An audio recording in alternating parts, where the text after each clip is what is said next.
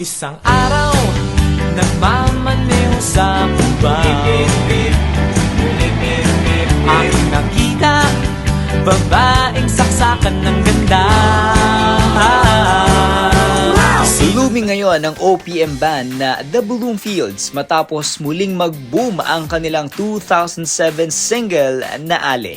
Nakasalukuyang #1 sa TikTok trending sounds, #2 sa Spotify Philippines Viral 50 at #74 sa Billboard Philippines Hot 100. Ayon sa banda, inakala nilang panandali ang trend lamang ang pag-usbong muli ng kanta na unang ginamit sa mga fit checks, travel videos at lifestyle content. Ngunit lalo itong umingay ng lagyan ng dance challenge hanggang sa makisabay na rin sa sayaw ang ilang kilalang personalidad online. Around 2004, 2005. So that's when we really marked na we became professional musicians. 3 years later, we recorded Ale.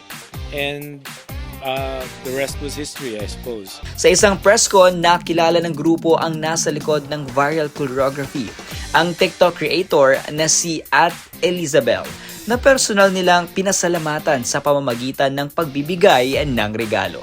Ibinahagi din ng The Bloomfields na isa sa mga pinakatumatak na entry sa kanila ay ang viral comedy skit ng jeepney driver na si Kuya Jerry, na umani ng milyong-milyong views. Ayon sa grupo, kapansin-pansin ang pagbabagong idinulot ng kasikatan ng video sa buhay ng driver.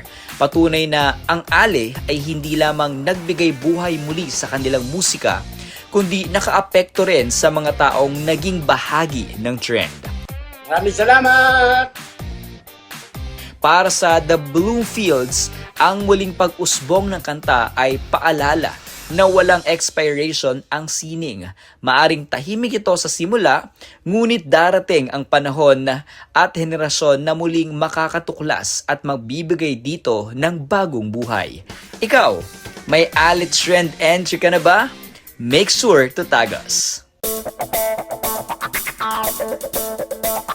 Araw, nagmamaneho sa kubay. Beep, beep, beep. Aking nakita, babaeng saksakan ng ganda. Hey! Letters and music and dance. Todo-todo na to, mga kasandre, di ba?